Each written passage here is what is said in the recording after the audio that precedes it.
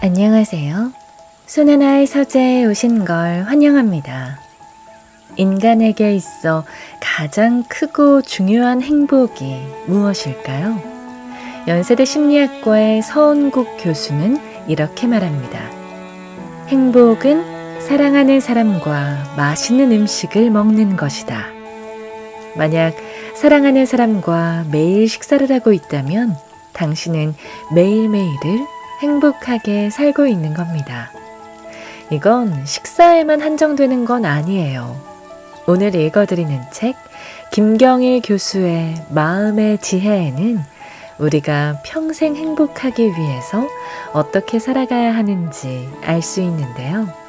저는 특히 행복은 강도가 아니라 빈도라는 말이 인상 깊었어요. 대단하지 않은 아주 사소한 기쁨이 자주 이어진다면 그것이 행복이 되는 것이죠. 여러분은 지금 행복하신가요? 만약 쉽게 대답하기 힘들다면 이 책을 읽으며 행복에 대한 생각을 조금 바꿔보는 건 어떨까요?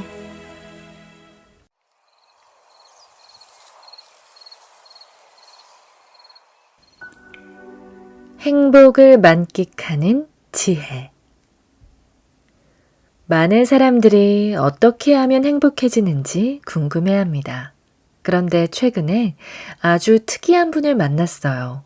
그는 제게 어떻게 해야 불행해지나요? 라고 물으셨습니다. 삶이 너무 행복해서 불행이 무엇인지 모르겠다는 거예요. 그분은 부자가 아니었습니다. 하반신 마비로 인해 통행에 어려움을 겪는 장애인이셨지요. 길선마다 불행이 도사리고 있는 이 불안한 삶에서 모든 것이 완벽하게 행복하다는 분을 보며 많은 생각을 하게 되더라고요.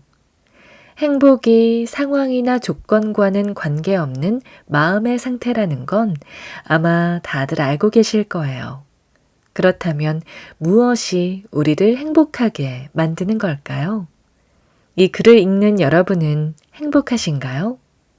너무 삼류 드라마 같은 질문이라고요? 저는 아주 공식적인 자리에서도 비슷한 질문을 종종 받습니다. 인지심리학을 필요로 하는 분야는 다양하지만 가장 많이 찾아주시는 곳은 기업일 것입니다.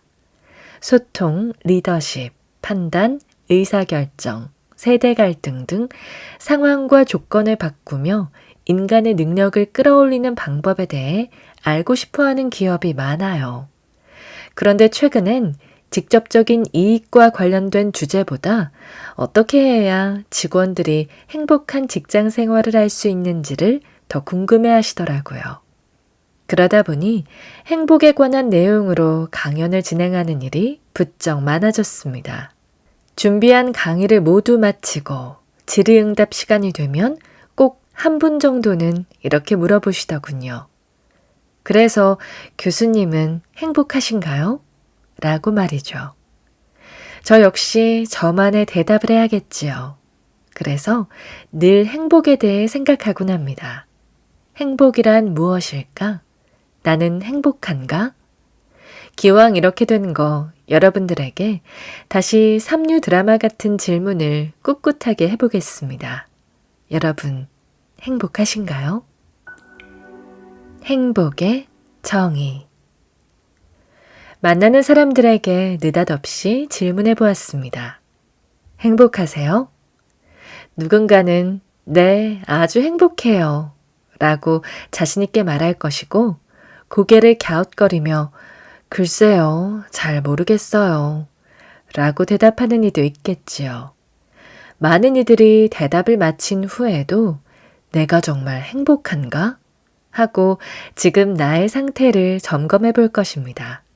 그렇다면 질문을 바꿔볼게요. 불행하세요?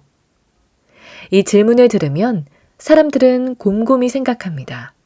곧장 그렇다고 말하기에도, 그렇다고 아니라고 단정 짓기도 난감합니다. 이번에도 여러 대답이 나올 수 있겠네요. 때때로요. 그럴 때도 있고 아닐 때도 있어요. 불행하다고 느낀 적이 없었던 건 아니죠. 등으로 말입니다. 재미있는 건 행복한가? 라는 질문을 받을 때와 불행한가? 라는 질문을 받을 때 떠오르는 생각이 다르다는 것입니다. 행복이라는 말을 들으면 우리는 전반적인 나의 상태를 체크합니다. 내가 생각하는 가장 만족스러운 상태를 10점이라고 했을 때 8점이 넘으면 행복이라는 합격 점수를 주고 5점 정도에 머물러 있다면 모르겠다거나 행복하지 않다라고 대답하는 식입니다.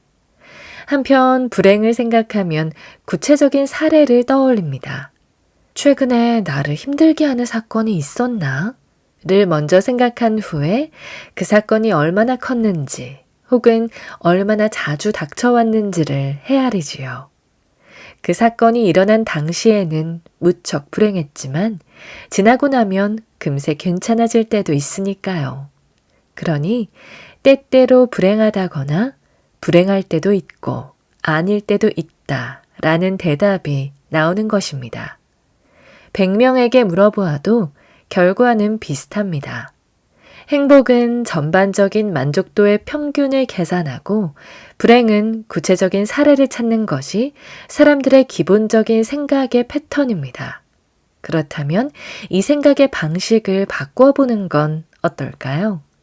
구체적인 사건으로 행복을 정의하고 평균적인 상태로 불행을 측정해보는 겁니다. 그 방법에 대해 조금 더 이야기해 볼까요? 여러분은 행복이 무엇이라고 생각하시나요? 혹자는 근심이나 불만이 없는 상태라고도 하고 누군가는 괴로움이 없는 마음이라고도 합니다. 만족감 그 자체라고 정의 내리는 사람도 있고 하루를 마무리하려고 침대에 누웠을 때 걱정거리가 없으면 그게 바로 행복이라고 말하는 분도 있죠. 그렇습니다. 확실히 불안과 행복은 거리가 먼 것 같습니다. 얼마 전 꽁꽁 숨겨둔 비상금을 아내에게 걸렸는데 어찌나 불안하던지요.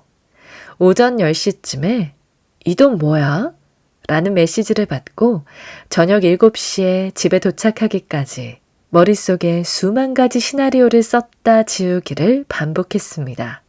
결국 그 시나리오는 아무짝에도 쓸모가 없었지만요. 그날 제가 행복했다라고 하면 이상하겠죠? 행복을 느끼기 위해서는 나쁜 상황이 없어야 할 것만 같습니다. 그렇다면 여러분은 최근에 행복하다고 느낀 적이 있었나요? 행복했던 순간을 생각해 보세요. 열심히 한 일에 대해 인정을 받았을 때, 무심코 도와준 것에 감사의 인사를 들었을 때, 아이를 포근하게 안아줄 때, 멋진 공연을 보았을 때, 친구와 기쁜 순간을 나누었을 때, 누구에게나 행복의 순간들은 존재합니다. 소소하지만 기분 좋고 배가 간질거리며 미소가 절로 나는 바로 그런 순간 말이지요. 의미, 인정, 애착, 연대감, 공감 등 행복을 느끼게 해주는 상황은 모두 다르지만 분명한 건 행복은 구체적이고 실질적인 경험이라는 것입니다. 괴로움이 하나도 없고 삶의 만족도가 평균 이상이어야 비로소 행복하다고 정의 내릴 수 있을 것 같지만 의외로 행복의 순간은 완벽한 세팅과는 관련이 없었습니다. 나쁜 게 완전히 사라진 순간도 아니었어요. 큰 고민이 해결되지 않아 스트레스를 받다가도 아이를 안고 있으면 충만해지고 쏟아지는 일을 쳐내느라 정신없는 와중에도 동료의 진심 어린 감사 인사에 눈물이 핑 돌며 오늘 있었던 화나는 일에 분개하다가도 술잔을 기울이며 내 이야기를 들어주는 친구가 있다는데 가슴이 찡해집니다. 그렇게 좋은 순간은 어느 곳에나 있고 우리는 날마다 행복을 경험합니다. 행복에 대한 정의도 어렵고 행복에 대한 이야기를 한다는 것도 쉽지 않습니다. 그러나 분명한 것은 행복은 나쁜 게 없는 상태가 아니라 무언가 좋은 게 있는 상태라는 것입니다. 심리학은 오래전부터 행복이라는 주제를 탐구해 왔습니다. 1980년대까지만 해도 학자들은 행복을 관념적이고 추상적인 개념으로 접근했어요. 행복을 인간이 이루어야 하는 인생의 미덕이나 숭고한 가치로 여긴 것이지요. 그런데 최근 10여 년 사이에 굉장히 많이 달라졌습니다. 행복을 인간이 목표로 삼아야 할 가치로 보지 않고 삶에 필요한 사건이나 경험으로 보기 시작한 것입니다. 과거의 학문적인 개념이 시간이 지나면서 바뀌는 경우는 많지만 행복과 관련된 빠른 변화는 아주 이례적이라고 봐도 무방할 것입니다. 왜 이런 변화가 일어났을까요? 가장 중요한 이유 중 하나로 길어진 인간의 수명을 꼽는답니다. 인간은 살기 위해 행복해야 합니다. 여러분은 몇 살까지 살 것 같나요? 90살? 100살? 여러분이 생각하는 것 이상으로 오래 살아야 할 수도 있습니다. 제 주변의 어떤 연구자는 재수 없으면 120살까지 살 거라고 무서운 예언을 하더군요. 만약 결혼을 하셨다면 꼴 보기 싫은 그 인간을 80년 이상 계속 봐야 할 수도 있다는 말입니다. 2000년대에 태어난 아이들은 기대 수명을 130세 정도로 예측하고 있습니다. 확실한 것은 지난 100년 동안 인간 수명의 증가를 표시한 그래프의 기울기가 한 번도 줄어들지 않았다는 것입니다. 저와 주변 심리학자들 또한 어떤 연구를 진행하기에 앞서 앞으로 인간의 삶이 120에서 130세까지 유지된다는 것을 전제한 후에 가설을 세우곤 합니다. 기쁜 소식일 수도 있지만 어떻게 생각하면 조금 끔찍하기도 해요. 인류는 긴 역사를 통해 삶에서 부딪히는 다양한 상황들을 고민하고 연구했으며 그것을 기록으로 남겨놓았습니다. 아이를 어떻게 키워야 하는지, 조직 생활을 어떻게 해야 하는지, 어떻게 좋은 판단을 내리고 적절한 결정을 해야 하는지, 수많은 사례가 이미 나와 있으며 분석도 되어 있지요. 그런데 이 모든 데이터들은 대부분 60대 이전의 인생과 관련된 것들입니다. 이후의 인생에 대해서는 구체적으로 연구된 바가 없어요. 그저 노후라는 애매한 단어로 뭉뚱그려져 있을 뿐입니다.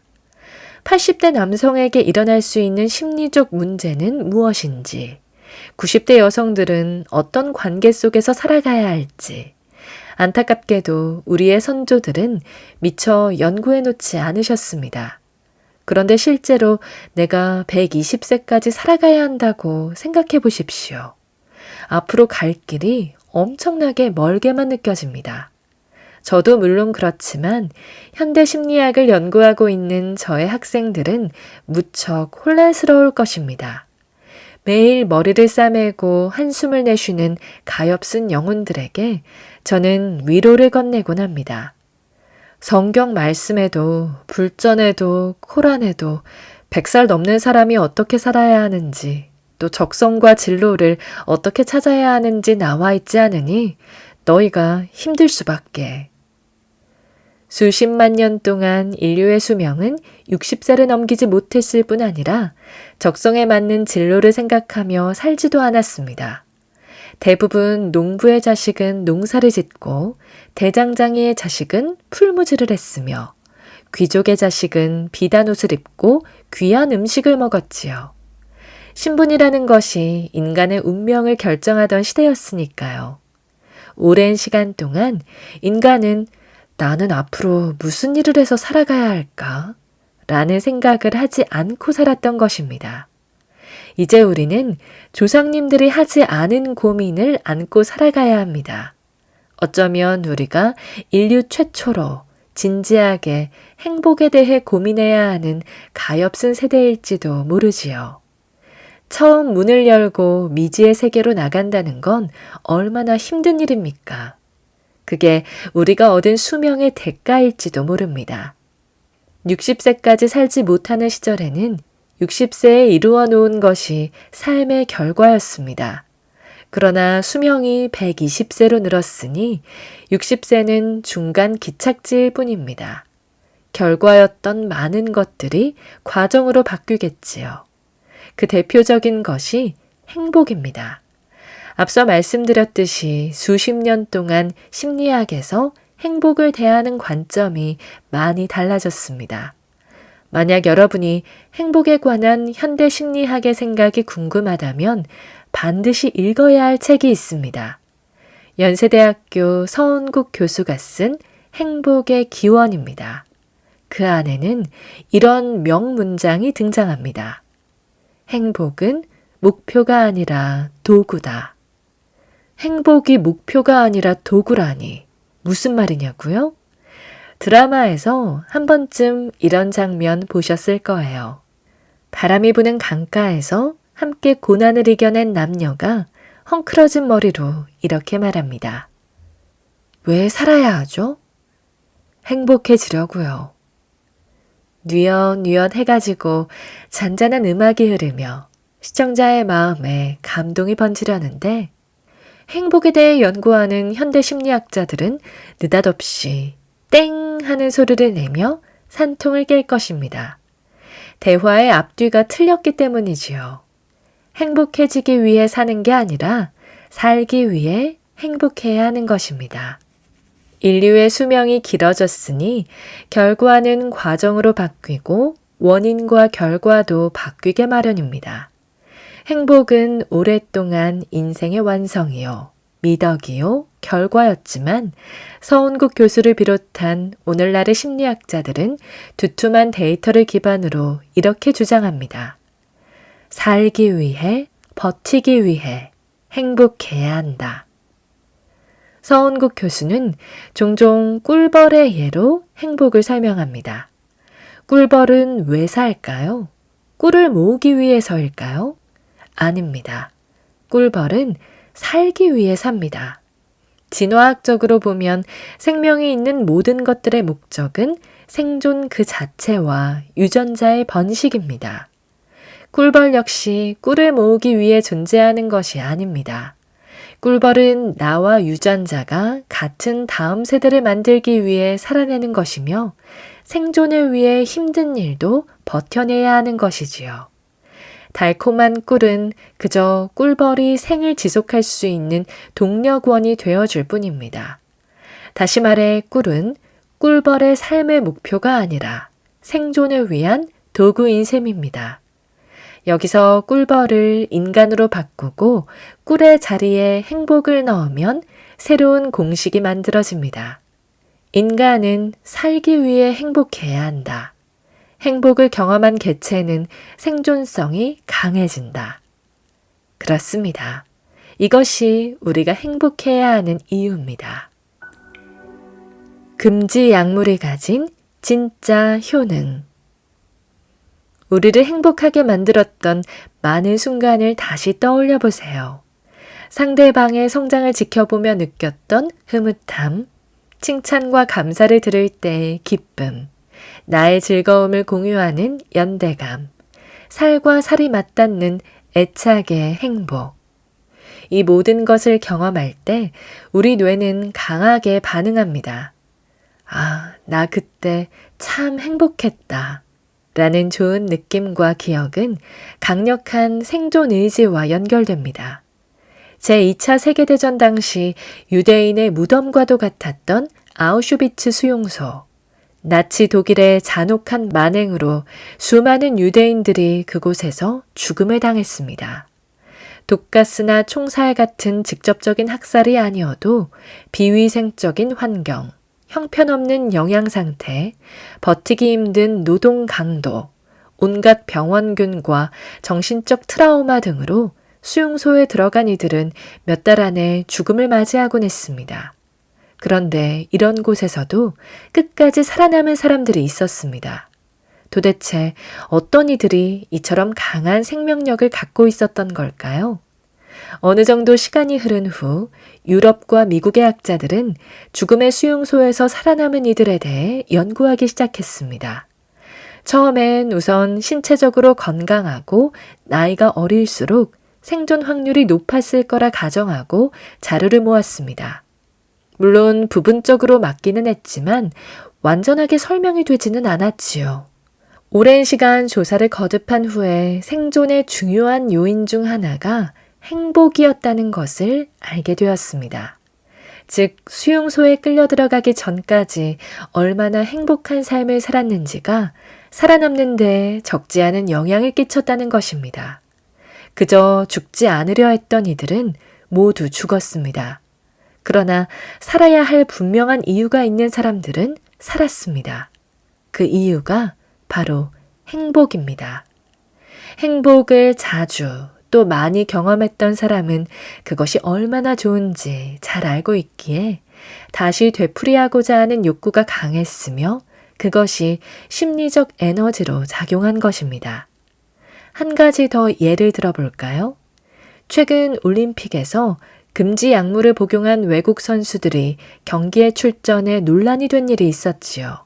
그런데 이 금지 약물이 선수들의 신체에 어떤 영향을 끼치는지 궁금하지 않으세요? 일단 많은 분들이 예상하신 대로 금지 약물은 근육의 양이 순간적으로 늘어나고 강화되어 신체적인 능력을 향상시킨다고 합니다. 그런데 그것만으로는 설명이 되지 않는 부분도 있습니다. 의학과 약학 관계자들은 약물을 통해 강화된 근육만으로는 운동 결과가 그토록 좋아지기는 어렵다고 보았지요. 이 자료는 타 분야 연구자들에게도 공유되었고 결국 심리학에서 빠른 신체 능력 향상의 비밀을 밝혀냈습니다. 금지 약물은 인위적 행복 촉진제였던 것입니다. 즉, 복용하는 즉시 마음이 뜹니다. 학생들에게 했던 말을 그대로 전하자면 기분이 열날이 행복해지는 거예요. 이 행복감에 자신감도 동반되는 건 물론이고요. 이 약물은 복용 다음 날 또 다른 놀라운 효과를 가져옵니다. 약물을 통해 인위적으로 행복해진 선수는 다른 선수들이 견디지 못하는 혹독한 훈련을 해내는 것이죠. 평소에는 시작할 엄두도 내지 못하던 어려운 목표에도 도전하고요. 신체 능력을 강화시키는 기본적인 효과에다 심리적 효과까지 더해지니 상상 이상으로 강하고 빠른 결과가 나타난 것입니다. 이것이 바로 도구로서의 행복입니다. 행복은 인간의 능력을 끌어올리고 목표를 달성하게 해주며 새로운 도전까지 가능하게 만듭니다. 학교에 있다 보니 국방의 의무를 지기 위해 떠나는 학생들도 많이 만납니다. 아무리 시대가 달라졌어도 영장을 받고 나면 마음이 복잡해지는 건 매한가지인가 봅니다. 청년들은 입대 전까지 남은 시간 동안 어떻게 보내야 할지 고민도 하고 인사를 전하겠다며 교수실을 찾아오기도 합니다. 그런데 이 중요한 시점에 꼭 피트니스 센터에서 몸을 만드는 녀석들이 있습니다. 왜 그렇게 운동을 하냐고 물으면 군대에서 힘든 훈련을 버티려면 기초 체력이 있어야 할 것 같다는 대답이 돌아옵니다. 특전사로 가는 것도 아닌데 군대의 훈련이 아무리 힘들다 해도 대한민국의 신체 건강한 보편적인 남성들이 받을 수 있게 짜여 있지 않을까요? 그런 학생들을 보면 전 인생 선배로서 운동 말고 다른 것을 하라고 충고해주곤 하죠. 여자친구나 가족들과 행복한 기억을 많이 만들고 가. 두고 봐라. 그 기억이 힘든 훈련을 이겨내는 버팀목이 되어줄 테니까. 별거 아닌 조언도 효과가 있나 봅니다. 시간이 흘러 첫 휴가를 받으면 군기가 바짝 든 녀석들이 저를 찾아와 감사의 인사를 전하곤 하니까요. 교수님 말씀이 맞았어요. 힘든 훈련 받을 때마다 교수님 생각이 많이 났습니다. 그런데 이 녀석들 말로는 고맙다고 하면서 매번 빈손입니다. 김영란법에도 캔커피 정도는 허용되는데 말이죠. 심지어 차비까지 빌려간다니까요. 그래도 제자들의 환한 얼굴을 보면 저 또한 빠르게 행복해지곤 합니다. 그 감정이 제게는 힘든 일을 이겨내는 동력이 되어주겠지요. 행복은 아주 강력한 도구니까요. 행복은 크기가 아니라 빈도입니다. 요즘 같은 때일수록 행복은 더욱 필요합니다. 우리 삶에 많은 시련이 찾아오는 때니까요.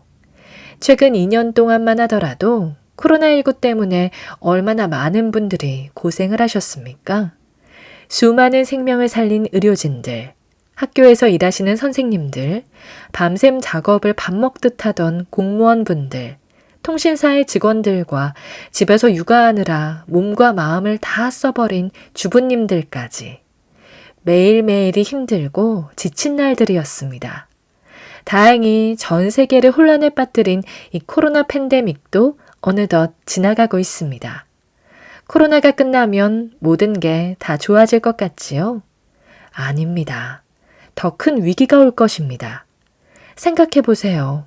우리 인생에서 완벽하고 평화로웠던 1년이 존재한 적이 있었나요?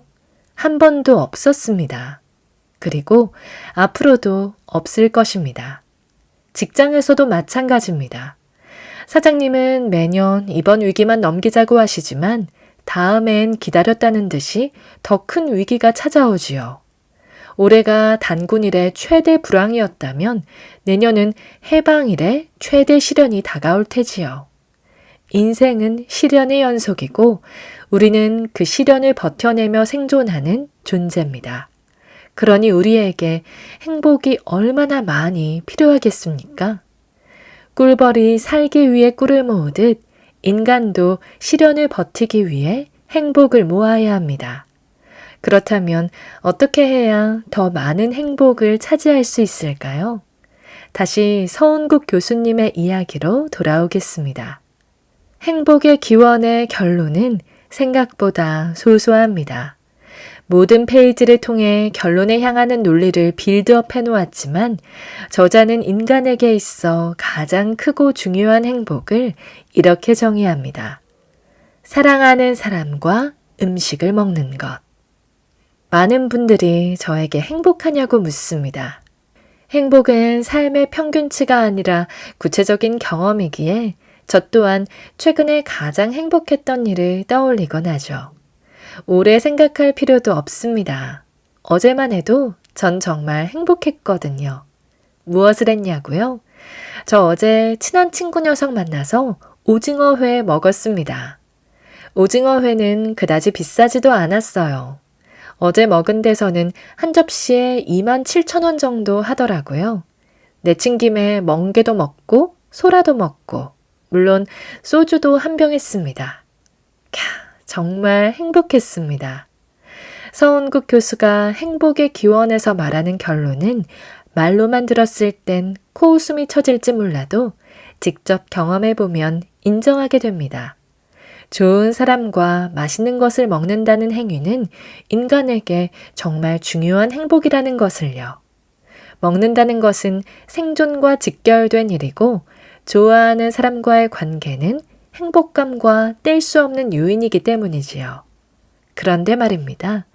이 하찮아 보이는 행복의 정의에 심오한 통찰이 숨겨져 있다는 사실 알고 계신가요? 행복은 크기보다 빈도가 중요하다는 것입니다. 심리학을 풍월로 들어보신 분들은 아실 것입니다. 1년에 100점짜리 커다란 행복 하나를 경험하는 것보다 10점짜리 행복 10개를 경험하는 것이 더 효과적이라는 것을요. 그러니 행복의 격을 조금 낮춰서라도 더 자주 행복을 누리는 것이 생존에 유리하다는 뜻이지요. 좋아하는 사람과 맛있는 것을 먹는 게 나의 행복이야 라고 스스로 인지하고 있는 사람은 1억 원짜리 복권에 당첨되는 게 나의 행복이야 라고 생각하는 사람보다 생존할 확률이 높아집니다. 행복에 대한 소박한 정의를 최대한 여러 개 가져보세요. 거창한 정의 하나보다 훨씬 낫습니다. 가끔 자신의 삶을 비관하여 스스로 생을 마감한 분들의 소식이 들려오곤 합니다. 이런 분들이라고 해서 평생 동안 불행했던 건 아닙니다. 큰 상을 받았거나 큰 돈을 벌었거나 커다란 명예를 얻은 분들도 많으니까요. 단순히 행복의 크기만 놓고 보자면 일반인들이 범접할 수 없는 경험을 가진 사람들도 적지 않습니다. 그러나 이미 경험한 행복의 크기가 너무 컸다면 이후에 남은 행복은 작게 느껴질 수밖에 없습니다. 그러면 어쩔 수 없이 행복의 빈도가 줄며 삶의 만족도 또한 떨어질 수밖에 없습니다. 스스로 죽음을 선택할 수밖에 없었던 고통은 총체적으로 경험한 행복의 크기가 아니라 현저하게 낮은 빈도에서 출발했다는 것을 짐작할 수 있습니다. 이 법칙은 대부분의 분야에서 마찬가지로 적용됩니다. 가족여행을 계획할 때도 한번 잘 따져보세요. 1년 동안 꾹꾹 참고 있다가 15박 16일짜리 긴 여행 한 방 다녀온 것보다 1박 2일이나 3박 4일짜리 가벼운 여행을 여러 차례 다녀왔던 기억이 더 좋은 추억으로 남아있지 않나요? 이는 행복의 경험을 잘게 잘라서 횟수를 늘리는 나름의 기술이라고도 할 수 있습니다. 총합은 같지만 가성비가 훨씬 낮다는 얘기입니다. 그리고 다들 아시잖아요. 어차피 휴가는 떠나기 전날이 가장 좋다는 거. 중년의 자녀가 노년의 부모와 대화를 나눕니다. 종종 어린 시절의 추억에 대한 이야기들이 오갑니다. 정확히 무슨 일이 있었는지 기억이 나지는 않지만 어렴풋하게 좋은 느낌으로 남아있는 시절이 있지요. 아, 나 그때 참 행복했는데. 자녀의 말에 노인이 된 부모들은 고개를 갸웃합니다. 이 아이를 크게 행복하게 만들어준 사건이 떠오르지 않기 때문이죠.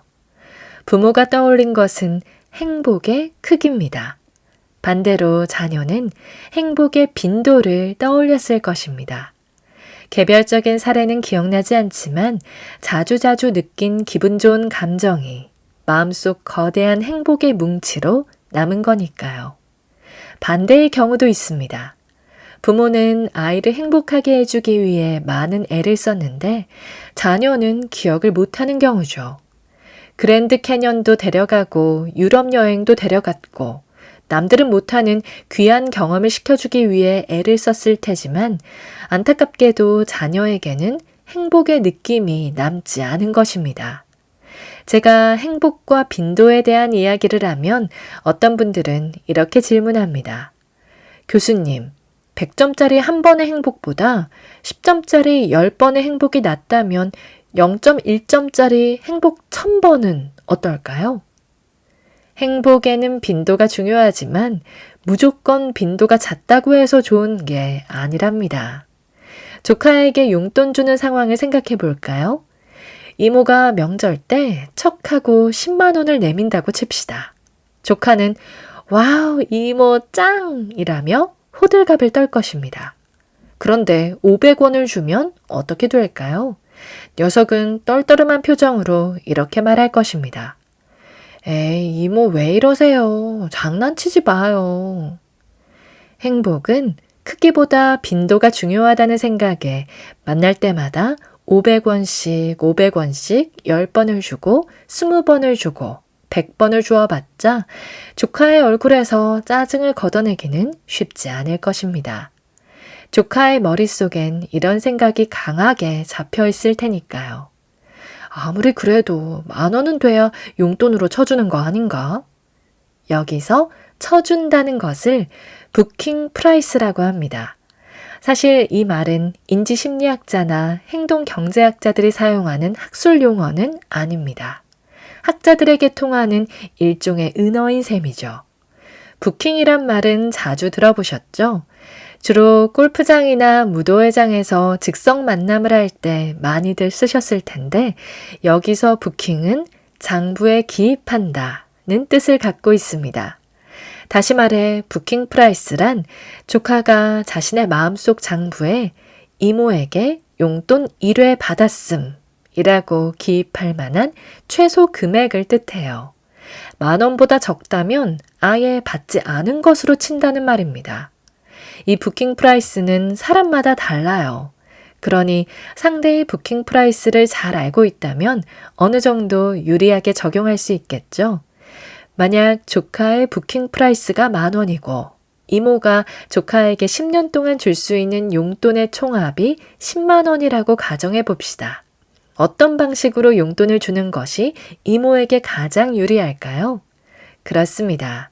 10번에 나눠서 10,000원씩 주는 게 가장 좋겠죠. 조카 마음의 장부에는 행복의 바를 정자가 10회나 새겨질 테니까요.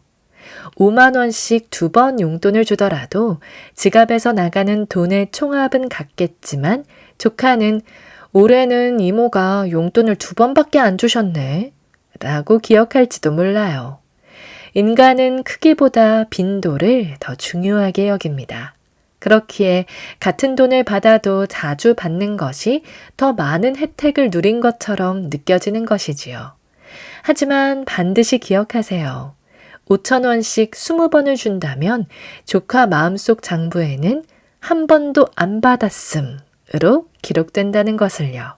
제가 오징어회를 먹고 어머니가 아이를 안고 학생이 칭찬을 받는 순간 머릿속 뇌가 아, 나 지금 행복해 라고 느끼는 순간은 거대한 성취가 아닌 작고 소소한 경험이었지요.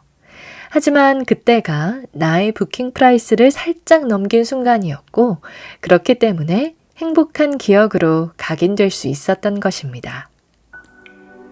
기록의 쓸모. 행복의 기억들은 대부분 최근의 경험들인 경우가 많습니다. 10년 전이나 5년 전으로 돌아가 작고 소소하지만 웃음을 짓게 만들었던 기억을 떠올려 보세요. 안타깝게도 잘 생각이 나지 않아요. 왜 그럴까요? 간단합니다. 기록을 하지 않기 때문이지요. 참 재미있었다로 끝나는 일기는 초등학생 시절에서 멈춰버린 것 같습니다. 간혹 일기를 쓰는 어른이 있다 해도 우리들의 다이어리엔 시험에서 떨어졌다거나 프로젝트가 성공했다거나 아이 때문에 걱정했다거나 하는 큰 성공에 대한 내용 아니면 힘들었던 일상을 적는 경우가 대부분입니다. 늘 먹던 간식을 먹었는데 오늘따라 맛있었다거나 잠깐 누구와 대화하면서 웃었다거나 조금 공감하고 조금 기뻤다는 내용까지 기록하는 경우는 드물 것입니다. 하지만 사전에 비축해 놓은 행복이 많을수록 앞으로 올 시련을 이기는데 도움이 됩니다. 시련을 피할 수 없다면 버틸 수 있는 힘을 준비해 놓는 것이 좋지 않을까요? 그래서 말인데 혹시 이런 경험 해본 적 있으신가요? 아무 날도 아닌데 갑자기 내 머릿속에 음식 한 그릇이 강력하게 자리 잡았던 경험이요. 나 오늘은 죽어도 매운탕 먹을래 라고 다짐하게 된다거나 해장할 일도 없는데 이상하게 아침부터 설렁탕이 당기는 것처럼 말이죠. 꼭 음식에 관련된 생각만 해당되는 건 아닙니다. 갑자기 볼링이 치고 싶어지는 날도 있어요. 강아지라도 된 것 마냥 산책이 고픈 날도 있고 사람 없는 카페에서 커피 한 모금이 간절해지는 날도 있거든요. 이게 사실은 뇌에서 주는 시그널이랍니다. 아마 우리는 과거에 이와 비슷한 경험으로 시련을 이겨냈던 적이 있었을 것입니다. 구체적인 기억은 가물가물하지만 몇 달 전에 매운탕 한 그릇 먹고 살짝 좋아진 기분 덕분에 다음날 닥친 어려움을 씩씩하게 극복했으며 산책하면서 들은 새소리와 따뜻한 햇살의 충만함을 느낀 덕분에 이튿날 닥쳐온 갑작스러운 난관을 슬기롭게 해결했던 겁니다. 그러나 안타깝게도 우리 뇌는 이 시그널을 충분하게 주지는 않습니다. 그러니 스스로 써야 합니다. 기록해야 한다는 말이지요. 사실 저와 제 주변 심리학자들은 이와 관련된 연구를 준비하고 있습니다. 작은 행복의 경험과 시련을 극복한 체험의 상관관계를 분석하는 것이지요. 차근차근 기록을 남기다 보면 나도 모르게 일정한 패턴을 발견할지도 모릅니다. 어라? 그러고 보니 나 이거 먹고 기분이 좋아졌네? 이런 기분 들 때마다 이 친구랑 통화하고 괜찮아졌구나. 몸과 마음이 바닥까지 쳐졌을 때 무언가 먹고 괜찮아졌던 경험, 엉망진창 우울했던 날 누군가와 짧은 대화를 나누고 회복했던 경험. 폭풍처럼 강하게 때리는 시련과 고통에서 나를 끌어올린 아주 작은 행복의 기억들이요. 실제로 사례를 많이 적어보면 참고가 될 수 있습니다. 행복의 기억이 많을수록 더 큰 시련을 이겨냈을지도 모르지요. 현미경을 대고 분석하다 보면 일정한 메커니즘을 발견하게 될지도 모르겠습니다. 뇌에서 주는 시그널에만 의존하지 않고 작은 행복의 경험을 성실하게 기록한 덕분에 일반인은 감당하기 힘든 삶을 이겨내셨던 분도 있습니다. 이 실험에 참가하지는 않았지만 모든 일상을 아주 꼼꼼하게 적으셨더라고요. 그 덕에 후세 학자들이 참고할 수 있는 자료의 양도 꽤나 방대합니다. 그리고 시련이 닥치는 순간 헤쳐나간 방식도 어찌나 슬기로운지 많은 이에게 귀감이 되어주고 있어요. 여러분도 아주 잘 아시는 분일 겁니다. 누구냐고요? 어벤져스를 능가하는 인류 최고의 히어로로 손꼽히는 이순신 장군입니다. 난중일기를 직접 읽어본 독자들의 솔직한 반응은 이게 뭐야? 라고 합니다. 이순신 장군의 숭고하고도 장엄한 기록이 페이지마다 가득 차 있을 것이라고 기대하고 책을 펼친 독자들은 대부분 실망하고 말아요. 전투를 앞둔 장군의 고뇌와 번민도 나와 있긴 하지만 생각보다 그 비중은 매우 적습니다. 대다수의 페이지에는 이런 말들이 써 있습니다. 오늘 날씨가 좋았다. 경치가 예뻤다. 저녁에 뭘 먹었다. 누구와 농을 주고받았다. 활을 쏘았다. 누구와 함께 갈대밭을 걸었다. 출근하여 공무를 보았다. 누구와 술을 마시며 이야기했다. 이처럼 사소하기 짝이 없는 한두 줄의 기록이 난중일기거든요. 저와 많은 협업을 하고 있는 인지심리학자 이윤형 교수가 최근 갑자기 이런 말을 했어요. 형, 이순신 장군의 난중일기 보면 거의 다 수다 떤 얘기, 장난친 얘기, 갈대밭 걸은 얘기들이잖아. 그런데 계속 읽다 보면 패턴이 보이는 것 같지 않아? 무슨 말이야? 어떤 종류의 시련이 오면 그날 어떤 음식을 드시고 다음날 아무렇지 않게 출근하시더라. 아, 그러고 보니 이순신 장군이 어떤 난관이 있을 때 습관처럼 작지만 소소한 기쁨을 주는 행동을 하고 그 다음날 주저앉지 않고 일어나는 패턴이 보이는 것도 같았습니다. 주변의 역사학자나 서체를 전공하는 다른 분들에게 문의했을 때에도 비슷한 의견이 나왔어요.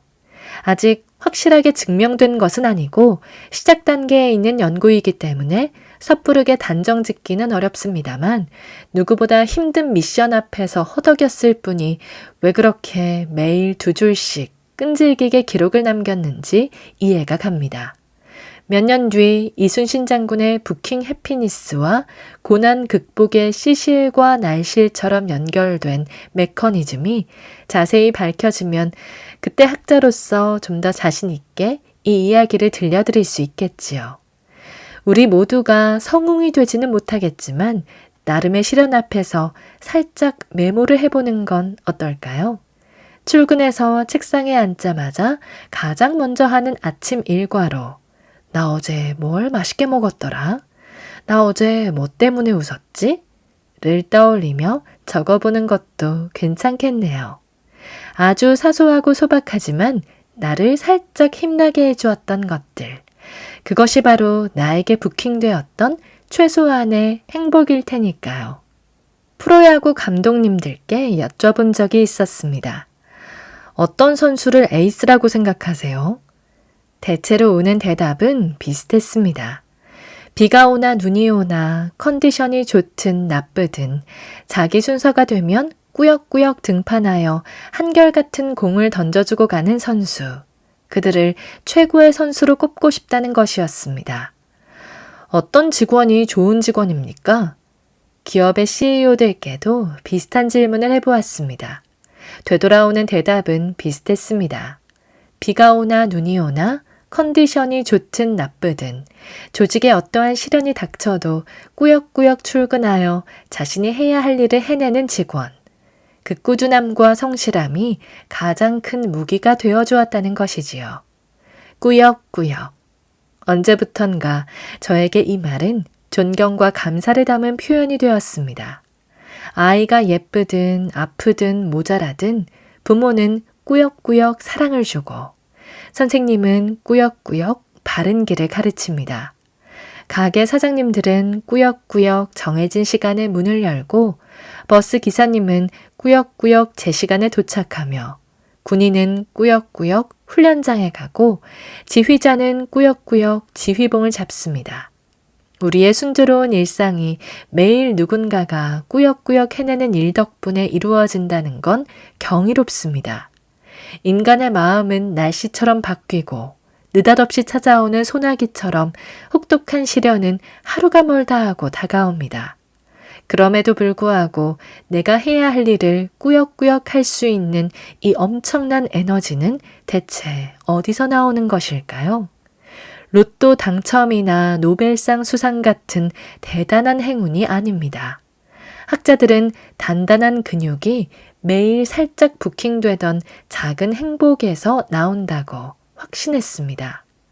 보란듯이 희망이 엎어지고 좌절이 예정되어 있고 몇 번이고 모든 걸 엎어버리고 싶은 때에도 우리 마음속 장부에는 희미한 바를 정자가 새겨지고 있습니다. 사소한 식사, 소소한 수다, 별 의미 없어 보여도 기분 좋아지는 장난, 심지어 매일 같은 길을 발딛고 걷는 행위까지도 질긴 힘줄처럼 얽히고 설켜 강인한 근력을 만든 것이지요. 나만의 난중일기 만들기. 우리 뇌는 생각보다 민감하게 어떤 상황과 전혀 상관이 없는 행위를 연결시키려는 습성이 있습니다. 예를 들자면 비 오는 날 저녁에는 파전과 동동주가 자동으로 떠오릅니다. 혹자는 빗방울이 땅 위로 떨어지는 소리와 펜 위에서 부침개가 지글지글 익어가는 소리가 비슷하기 때문이라며 제법 과학적인 근거를 들어 말하곤 합니다. 이렇게 억지로 과학의 옷을 입히고 싶을 만큼 우리는 구체적인 상황에 따른 부킹 해피니스를 필요로 하는 존재랍니다. 월드컵 경기가 있는 날은 대한민국 닭들의 대순환이지요. 우리가 어떤 민족입니까? 축구를 볼 땐 치킨과 맥주를 먹어야 하고 이삿날엔 짜장면을 먹고 한여름엔 삼계탕, 먼지를 뒤집어 쓴 날엔 삼겹살을 먹어주는 게 국룰인 민족입니다. 정확한 이유는 알 수 없지만 그날 먹은 그 음식 덕분에 힘든 내일을 살아갈 에너지를 얻는다고 말하지요. 대한민국이라는 사회가 동시에 써나가는 난중일기인 셈이지요. 저 같은 경우에도 몇 가지 반복적으로 써먹는 나만의 부킹 해피니스가 있습니다. 제 나이도 어엿한 중년이지만 사회생활을 하다 보면 선배 세대에게 혼날 때가 종종 있습니다. 총장님께 질책을 듣거나 부모님께 섭섭한 한 소리를 듣는 날이면 기분이 한없이 다운되지요. 그런 날이면 뜨끈뜨끈한 사우나에 몸을 녹이고 저녁으로 알탕 한 그릇을 먹습니다. 그러고 나면 이상하게 힘이 나서 다시 웃으며 그분들을 뵐 수 있을 것 같더라고요. 학생이나 후배들이 말을 안 들어서 화가 날 때도 있습니다. 이씨, 다신 애들 안 가르칠래 하고 다 집어던지고 싶습니다만 그렇게 하면 책임지지 못할 길로 가게 되겠지요. 가슴에 열이 부글부글 끓어오르는 날엔 찬물로 샤워하고 냉콩국수를 먹곤 합니다. 그래야 다시 웃으며 학생들과 세미나를 진행할 수 있을 것 같아요. 주의할 점은 반대로 하면 큰일 난다는 겁니다. 아이들 때문에 화가 났는데 알탕을 먹었더니 더 속이 터지고 선배한테 서운한 마음이 있는데 냉콩국수를 들이키면 그 사람을 다신 안 보고 싶어지더라고요. 제가 너무 먹는 이야기만 했나요? 제가 음식을 좋아하긴 하지만 꼭 먹는 것만으로만 시련을 극복하지는 않습니다. 가끔 일하다 보면 내가 돌머리가 아닌가 의심될 때가 있습니다. 아무 생각도 안 나서 연구를 그만두고 싶으면 카센터를 운영하는 친구를 찾아갑니다. 특별한 일을 하는 건 아닙니다. 제법 먼 거리지만 기꺼이 찾아가 커피 한 잔 놓고 두어 시간 수다를 떨고 집으로 가는 거지요. 그럼 얼마쯤 뒤에 괜찮은 아이디어가 떠오르곤 합니다. 가슴이 서늘할 땐 주변 환경을 뜨겁게 하고 열이 뻗쳐오를 땐 몸의 온도를 낮춰줍니다. 머릿속이 답답할 땐 멀찍이 떨어진 곳으로 내 몸을 이동시킵니다. 제가 자주 쓰는 난중일기는 이처럼 환경만 살짝 바꿔주는 온습도 조절 장치 같아요. 좀 억지스러워 보이지만 생각보다 효과가 좋습니다. 인간은 환경과 상황에 예민하게 반응하는 존재입니다. 온도와 질감, 천장의 높이, 빛의 밝기, 무겁거나 가벼움을 느끼는 사소한 감각은 뇌의 어느 부분에든 영향을 끼쳐 생각과 기분을 바꾸게 해주거든요. 별것 아닌 행동이 큰 변화를 가져올 수 있습니다. 그것을 발견하고 활용해 보세요. 그게 바로 나만의 난중일기를 만드는 방법입니다. 오늘 저와 함께한 시간 어떠셨나요? 편안한 시간이 되었길 바라며 또 들러주시길 기다리겠습니다. 그럼 잘 자요.